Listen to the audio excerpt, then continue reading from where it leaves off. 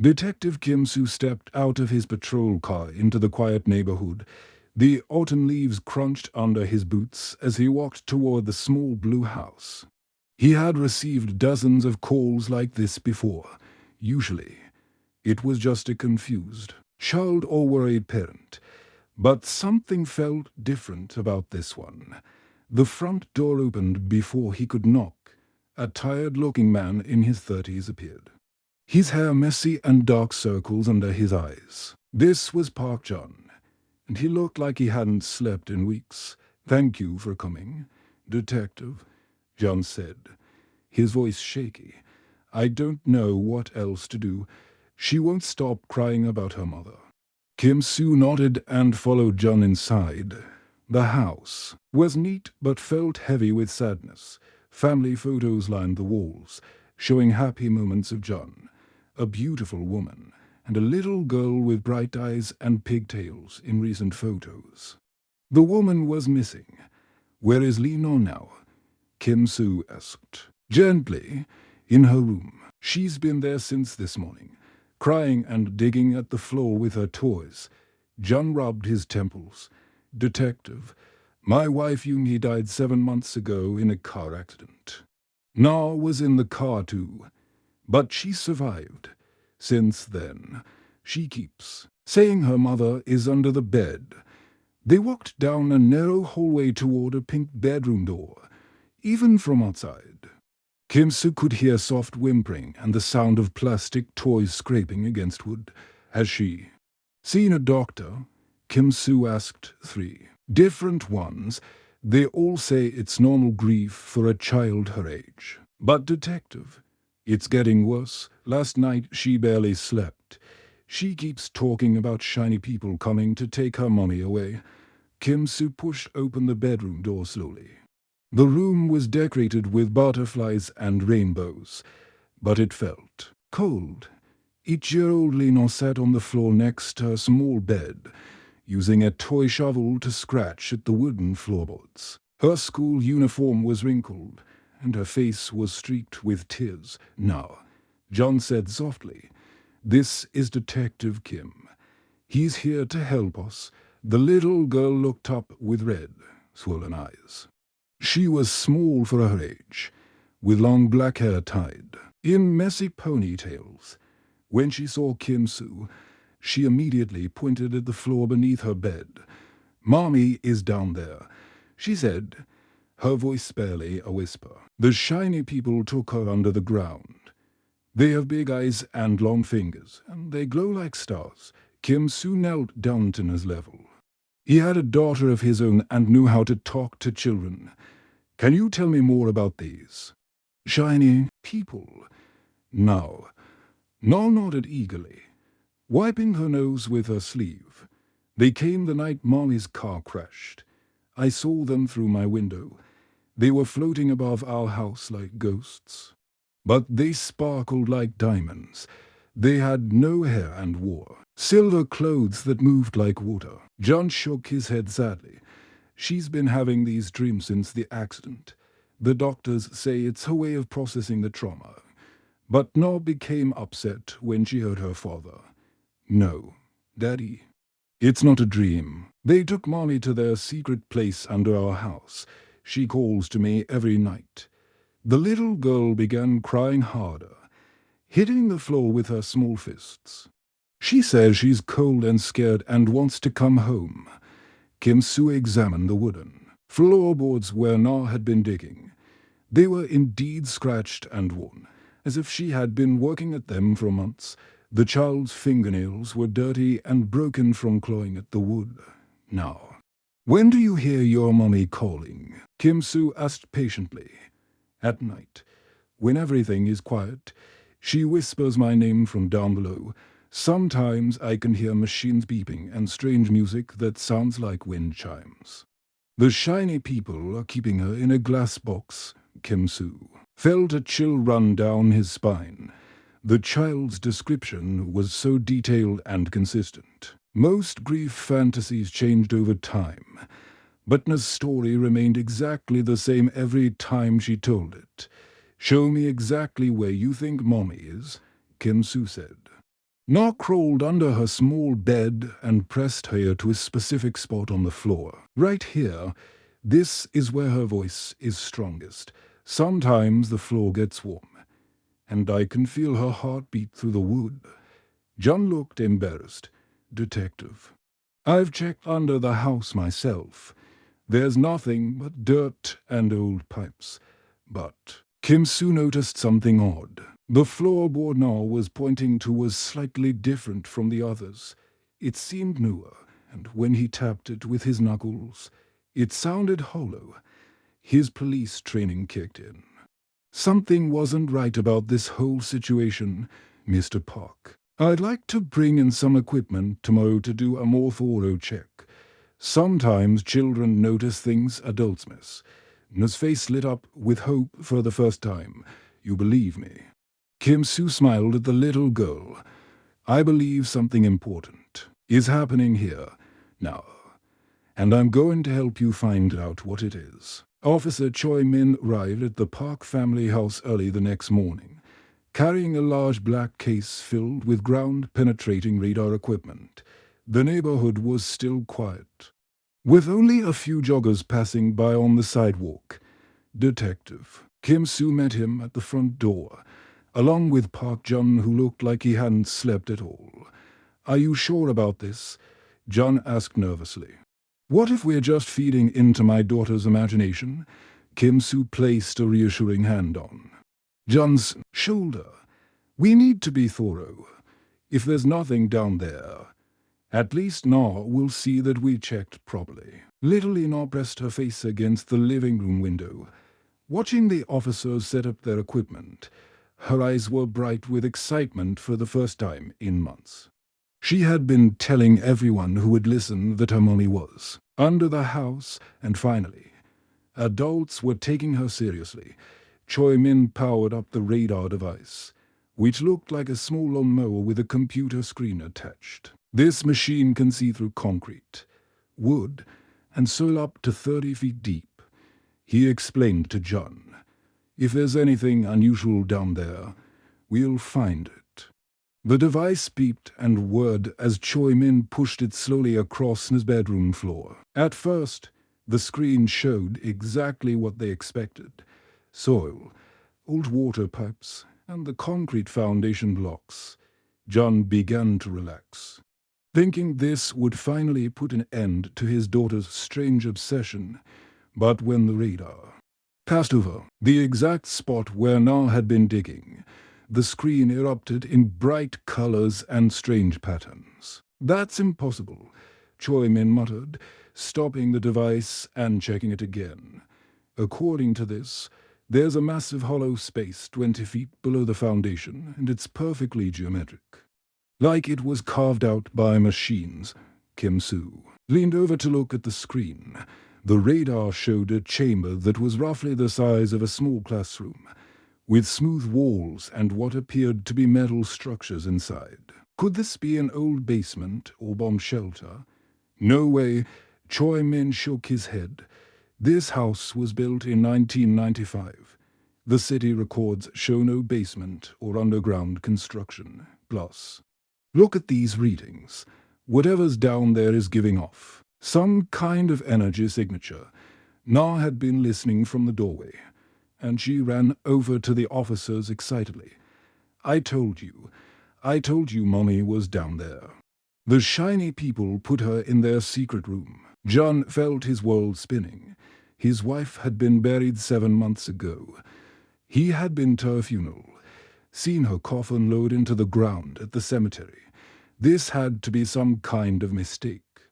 We need to call in the construction crew, Kim Soo said. If there really is something down there, we need to access it safely.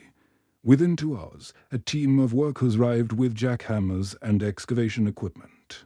They carefully broke through the bedroom floor, then through the concrete foundation. Beneath, the sound was deafening, and dust filled the air. Na sat in the living room with her father, both of them holding their breath. Detective, one of the workers shouted, you need to see this. Kim Soo and Choi Min rushed to the hole they had created. A metal ladder had been installed, leading down into darkness. When they shined their flashlights below, they saw something that made their hearts stop. The chamber was real, and it was unlike anything they had ever seen. The walls were made of a smooth, silver material that seemed to glow with its own light. Strange symbols and patterns covered every surface, pulsing with soft blue and purple colors. The air hummed with energy, making their skin tingle. But in the center of the room stood something that defied all logic and reason. It was a crystal pod, about the size of a coffin, filled with a glowing liquid that looked like liquid starlight, and floating inside, perfectly preserved and breathing slowly, was Yoon-hee. His mother looked exactly as she had 7 months ago, wearing the same clothes she had died in. Her long black hair floated round her face like she was underwater. Tubes and wires connected to her body, leading to machines that looked nothing like human technology. "This is impossible," Choi Min whispered, his voice shaking. "She's supposed to be dead and buried." The machines round the pod were unlike anything on Earth. They had no buttons or screens, just smooth surfaces that rippled like liquid metal. Soft musical tones filled the air, like the wind chimes Na had described. The technology seemed alive, responding to their presence by glowing brighter. Kim Soo reached for his radio to call for backup, but it only produced static. His cell phone showed no signal. Whatever was in this chamber was interfering with all their electronic devices. "Look." At this, Choi Min called out, pointing to the walls. The strange symbols were changing, rearranging themselves into new patterns. It was as if the chamber itself was trying to communicate with them. Suddenly, the liquid in the crystal pod began to glow more brightly, and Yoon-hee's eyes fluttered open. She looked directly at the 2 officers standing above her, and her lips moved silently, as if she was trying to speak but couldn't make any sound. From somewhere above them, they heard his voice calling down excitedly, "Mommy, Mommy, I knew you were there. The shiny people kept you safe." Kim Soo realized that everything was about to change. This wasn't just a missing person case anymore. They had stumbled upon something far beyond human understanding. There was no going back. The crystal pod began to drain its glowing liquid, and the machines round it hummed louder. Kim Soo and Choi Min stepped back as the chamber filled with a warm, golden light. The symbols on the walls moved faster now, creating patterns that hurt their eyes to look at directly. Then the air itself seemed to shimmer, like heat waves rising. From hot pavement, 3 figures began to materialize in the corner of the chamber, becoming solid as they stepped forward into the light. Kim Soo's hand moved instinctively toward his weapon, but froze when he saw them clearly. These weren't monsters or threats. They were beautiful in a way that made his chest tight with wonder. The beings stood nearly 8 feet tall, with long, graceful limbs and skin that glowed with a soft silver light. Their faces were gentle and kind, with large eyes that sparkled. Like stars, they wore flowing robes that moved like liquid mercury, changing colors from silver to gold to deep blue. When they walked, their feet barely touched the ground, as if they were floating on invisible currents of air. "Do not fear," the tallest being spoke, though its lips didn't move. The words appeared directly in their minds, warm and soothing like a mother's voice. "We are the Veil. We have been waiting for you to find us." Choi Min's legs felt weak, and he gripped Kim Soo's arm for support. "This isn't real," he whispered. "This can't be happening." The second Veil being moved closer to Yoon, his pod placing its long, delicate hands on the crystal surface. "She is safe. We have protected her spirit while her body heals from the trauma of the accident." From above, they could hear his excited voice echoing down through the hole. "The shiny people. Daddy, the shiny people are here. They're the ones." Who saved Mommy? The third Vel looked up toward the sound of the child's voice, and its star-like eyes widened with something that looked like amazement. The small one. She has been calling to us through the barriers between worlds. We have never encountered such a phenomenon. Kim Soo found his voice, though it came out as barely a whisper. You're aliens. You're actually from another planet.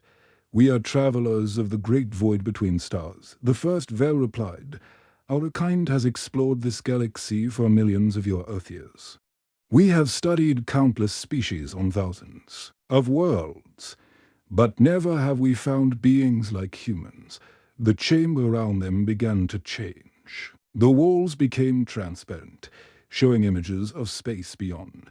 Vast star fields, colorful nebulas, and ships that looked like living creatures swimming through the cosmic darkness. Kim Soo and Choi Min watched in awe as scenes of different worlds flashed before them, planets with purple skies, cities that floated in clouds, creatures made of pure light dancing among crystal forests. Your species possesses something remarkable.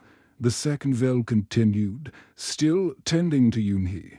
You call it love, but it is far more powerful than you understand. It creates connections that exist beyond physical depth, beyond the boundaries of time and space. The third Vel gestured toward the ceiling when his voice could still be heard. The child above us has maintained a psychic link with her mother that spans dimensions. When Yumi's body was damaged in the accident, her consciousness was pulled into our realm. But the little one's love anchored her spirit to this world. Choi Min shook his head in disbelief. Your saying not kept her mother alive through love. More than alive, the first Vel replied. She has bridged to realities in all our travels across the galaxy. We have encountered species with great intelligence, incredible technology, and amazing physical abilities, but never have we found beings whose emotional bonds can literally reshape the fabric of reality itself. The chamber suddenly filled with new sounds, a deep rumbling that seemed to come from everywhere at once. The Vel beings looked at each other with expressions that might have been concern. Our research ship hovers above your atmosphere, cloaked from your detection systems, the tallest Vel explained. We have been studying your planet for several of your years.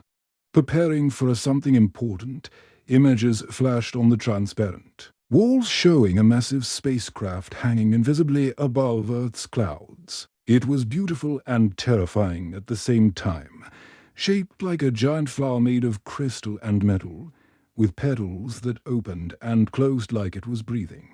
Smaller ships moved round it like bees round a hive. There is a great danger coming to this part of the galaxy, the second Vel said solemnly. An ancient enemy that devours entire civilizations by severing all emotional connections between beings. They leave behind populations of isolated, empty creatures who can no longer care for each other. Kim Soo felt ice in his veins, and do think humans can fight them. We believe you are the key to stopping them. The third Vel replied, Your capacity for love transcends death itself. If little Na can maintain such a powerful connection to her mother across dimensional barriers, then humanity may possess the ability to resist the enemy's influence entirely, above them. Na's voice grew more excited. Mommy's waking up. Daddy, come see. Mommy's eyes are open. The Vel beings looked at each other and seemed to communicate silently. Then the first one turned to the two police officers. The time for hiding is over. Your species must be prepared for what is coming, and it all begins with the love between a mother and her child. The walls of the chamber suddenly turned completely transparent, revealing the vast darkness of space. Round them, Kim Soo and Choi Min gasped as they found themselves seemingly floating among the stars, though they could still feel solid ground beneath their feet. What you are about to see, the tallest Vel said gravely, has been hidden from your kind until now. But the time for secrets has ended. The space round them filled with images of distant worlds. Beautiful planets with blue oceans and green forests appeared, then transformed into something horrifying. The colors drained away, leaving behind gray, lifeless rocks floating in empty space. This was the Keth homeworld, the second Vel explained, pointing to what had once been a paradise, a civilization of beings who created the most beautiful art and music in the galaxy. They loved their families, cherished their children, and built cities that sang with joy. The image shifted to show the Keth people themselves, tall, graceful creatures with feathered wings and voices like silver bells. They danced in city squares, embraced their loved ones, and raised their young with tender care. What happened to them? Kim Soo asked, dreading the answer. The third Vel's star-like eyes dimmed with sadness. The Devourers came. New images appeared. In the space around them, dark ships shaped like massive spiders crawled across the star field, their legs reaching out to grab entire planets. From these ships came creatures that looked like living shadows, tall, thin beings with no faces, moving like smoke through the air. The Devourers are older than most stars. The first Vel continued. They travel from galaxy to galaxy, seeking civilizations that have learned to love. When they find such worlds, they release a poison that attacks the very bonds between souls. The officers watched in horror as the shadow creatures descended upon the Keth homeworld. But instead of destroying buildings or hurting people directly, they did something far worse. They touched the minds of every living being on the planet. The poison doesn't kill, the second Vel explained. It simply makes beings forget how to care about each other. Parents abandon their children. Friends become strangers. Lovers walk past each other without recognition. The images showed the beautiful Keth civilization crumbling as its people lost all connection to each other. Children wandered the streets alone, while their parents sat in empty houses, staring at nothing. The singing cities fell silent. The dancing stopped. Within days, an entire world of billions became a planet of isolated, empty shells. Once the emotional bonds are severed, the third Vel said, the Devourers harvest what remains. They drain the life force from each isolated being, leaving behind nothing but dust. Choi Min's hands were shaking. How many worlds have they destroyed? Thousands, the first Vel replied. Entire star systems have gone dark. Galaxies that once buzzed with life and love now drift cold and empty through space. The scene changed again, showing the Vel's own beautiful crystal ships fleeing from massive spider-like vessels. Explosions lit up the darkness as the Vel fought desperately to escape. We barely survived our first encounter with them, the tallest Vel explained.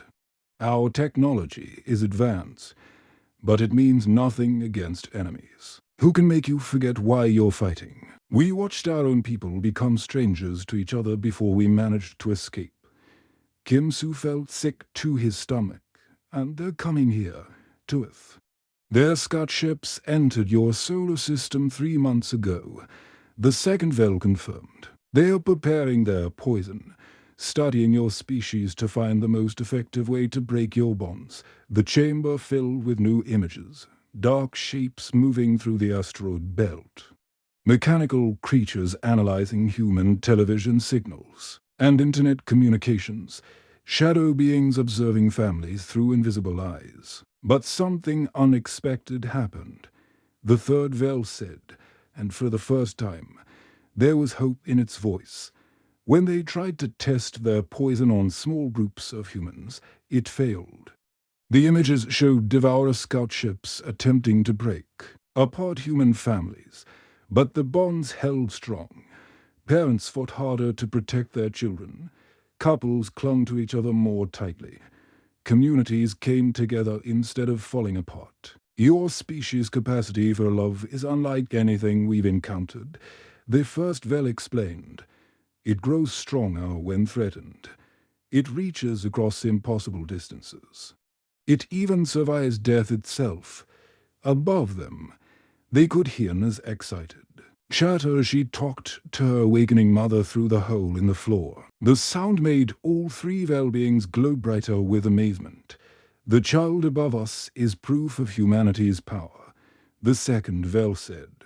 She maintained a psychic connection to her mother across dimensional barriers for 7 months. She called to us every night, demanding we return what was taken from her. Such determination, such pure love. It frightened even the Devourers. The third Vel moved closer to Kim Soo and Joymin. This is why we have been preparing your world. We have been secretly strengthening the bonds between humans, protecting families like yours from the enemy's advanced scouts. What do you need us to do?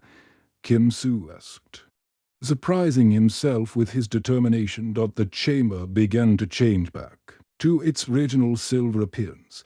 But now it felt warm and welcoming instead of alien and strange. Help us teach your people what they already know in their hearts. The tallest Vel replied, that love is not just an emotion. It is the most powerful force in the universe. And humanity may be the first species strong enough to wield it as a weapon. The crystal pod's liquid had completely drained away, and the glass cover began to slide open with a soft hissing sound. Yoonhee's eyes fluttered, then opened fully, revealing pupils that now sparkled with tiny points of light like distant stars. She sat up slowly, her movements graceful and fluid, as if she had been sleeping peacefully instead of floating in an alien device for 7 months. Now, she whispered, her voice carrying a musical quality that hadn't been there before. My beautiful daughter, I heard you calling to me every night. Above them, Naz's excited squeals echoed down through the hole in the floor. Mommy, Daddy, she's awake. She's really awake. Park John's legs finally gave out, and he collapsed to his knees at the edge of the excavation hole, tears streaming down his face. His wife was alive. Impossible. Miraculous. But truly alive. Yoonhee stepped out of the pod, and Kim Soo noticed that her feet glowed softly where they touched the chamber floor. The strange symbols on the walls responded to her presence, pulsing brighter and rearranging themselves into new patterns. She has been changed by her time with us, the first Vel explained gently. Her consciousness has been expanded. She can now perceive the connections between all living things, the threads of love and emotion that bind your species together. Yoonhee turned to look at the 2 police officers, and when her star-flecked eyes met theirs, they felt a wave of warmth and understanding wash over them. Without words, they could sense her gratitude, her love for her family, and something else, a deep knowledge of the cosmic struggle that lay ahead.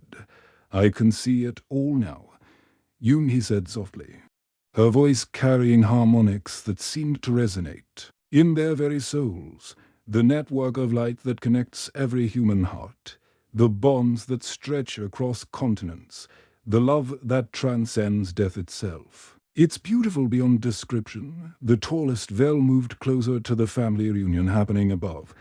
Park-chan, your choice will determine not just your family's future, but the fate of your entire species. Jun wiped his eyes and looked up from the hole where his wife stood transformed. What choice? I'll do anything to keep my family together. The Devourer's main fleet will arrive in 6 months, the second Vel explained. We have been building a secret network of humans who can resist their influence, families whose bonds are so strong they can serve as anchors for others. But we need guardians, protectors who can actively fight back. Naz's small face appeared at the edge of the hole, her eyes wide with wonder as she saw her mother standing below. Mummy, you're glowing like the shiny people. Yoonhee smiled up at her daughter, and the entire chamber filled with golden light. I'm still your mummy. No. But now I can do special things to keep you safe. The third Vel gestured toward the chamber walls, which began displaying images of other families round the world. Children playing in parks, while their parents watched with eyes that sparkled with starlight. Teachers in schools whose students seemed unusually connected and caring. Doctors in hospitals whose patients healed faster than medically possible. "We have been preparing your species for generations," the Vel explained, quietly strengthening the bonds between humans, awakening abilities that have always existed within you. But Na's connection to her mother has accelerated everything.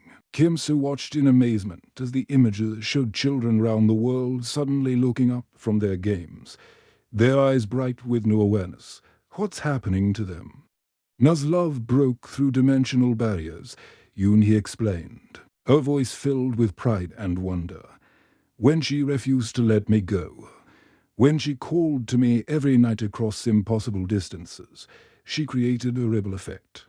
Children everywhere are waking up to their true potential. The chamber began to change around them. The walls became transparent again, revealing the massive Vel mothership hanging invisibly above Earth's atmosphere.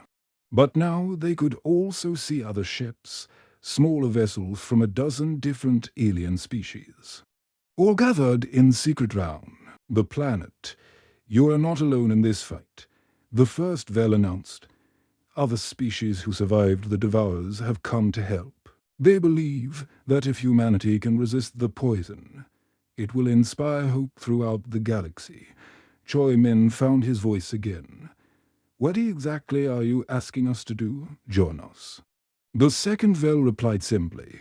"Leave your old lives behind and become part of something greater. Help us train other families. Teach them to strengthen their bonds. Prepare them for the battle ahead."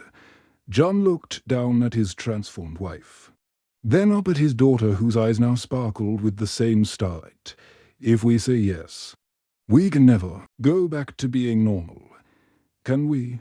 There is no normal anymore," Yoon-hee said gently. "The universe has changed, and we must change with it. But we'll be together, and we'll be fighting for every family on Earth."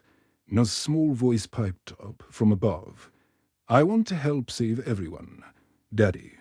The shiny people showed me how to make the bad shadows go away with my love." The chamber filled with new sounds, the gentle hum of approaching ships, the whispered voices of children round the world discovering their abilities, the steady heartbeat of a planet preparing for a war. "The choice must be made now," the third Vel urged. "The Devourer's advanced scouts have detected the awakening. They are coming faster than we anticipated." John took a deep breath and reached down toward his wife. "Then we choose to fight. We choose love. Over fear, connection over isolation. We choose to be humanity's guardians." As their hands touched, light erupted throughout the chamber. The symbols on the walls spun faster, forming new patterns that spoke of hope and defiance. Above them, Na laughed with pure joy as her family was reunited and her world expanded beyond anything she had ever imagined. The Vel beings glowed brighter, their star-like eyes filled with something that might have been tears of relief. "Then let us begin," they said in unison. "Let us teach your species to love so fiercely that darkness itself will flee." And in that moment, as the Leaf family stepped forward into their new destiny, the first chapter of humanity's greatest adventure began. The end.